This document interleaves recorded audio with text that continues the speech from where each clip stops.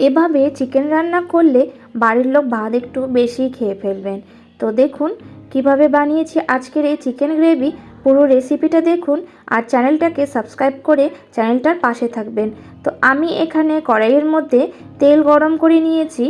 এখন এই তেলের মধ্যে আমি দিয়ে দেব 4টে বড় পেঁয়াজ কুচি। এটাকে আগে ভালো করে ভেজে নেব। পেঁয়াজটা ভাজার পরে একটু লাল হয়ে আসলে আমরা এখানে দিয়ে দেব কিছু বাটা মশলা। তো আমি এখানে বাটা মশলায় ব্যবহার করেছি 2টো কাঁচা লঙ্কা, কিছু গোটা জিরে, গোটা গরম মশলা, আদা ও রসুন। এগুলোকে ভালো করে মিক্সিতে আমি ব্লেন্ড করে নিয়েছি।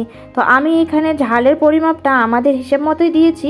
আপনারা চাইলে কাঁচা লঙ্কার পরিমাণটা আরেকটু বাড়িয়ে দিতে পারেন। তো এগুলোকে ভালো করে আগে ভেজে নিতে হবে। তারপরে আমি দিয়ে দিলাম একটু এখানে জল, তারপরে দিয়ে এটাকে ভালো করে কষিয়ে নেব।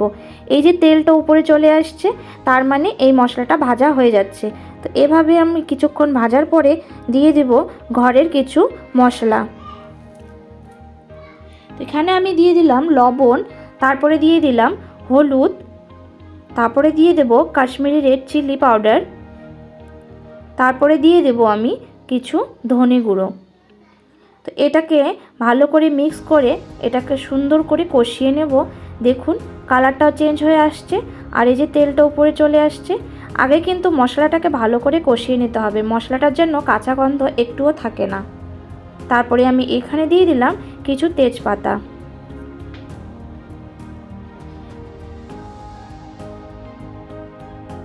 এটাকে ভালো করে কষিয়ে নেওয়া হয়ে গেলে আমরা চিকেনটা যে ধুয়ে রেখেছিলাম, চিকেনের জলটা কিন্তু একদম ছাড়িয়ে নিতে হবে ভালো করে।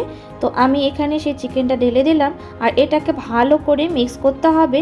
মিক্স করার পরে এটাকে সুন্দর করে কষিয়ে নেব।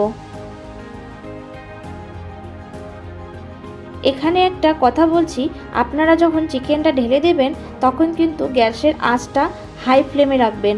তারপরে যখন চিকেনের মশলাটা সুন্দর করে এভাবে তেল বেরিয়ে আসবে, তারপরে এটাকে মিডিয়ামে করে দেবেন। কারণ আমরা এখানে চিকেনটা সিদ্ধ করার জন্য আলাদা জল ব্যবহার করব না, আর এর জন্যই চিকেনটা কিন্তু খুব টেস্টি হবে। যখনই আপনি জল ব্যবহার করবেন তখন কিন্তু চিকেনের ভিতরের আর মশলার গন্ধটা ঢুকবে না। এর জন্য আমরা এখানে জল খুব কম ব্যবহার করব। ওই যে মশলা ধুয়ে যেটুকুন জল দিয়েছি, বাস এটুকুন জলেই এটাকে একদম মিডিয়াম ফ্লেমে ঢেকে ঢেকে সুন্দর করে সিদ্ধ করে নেব।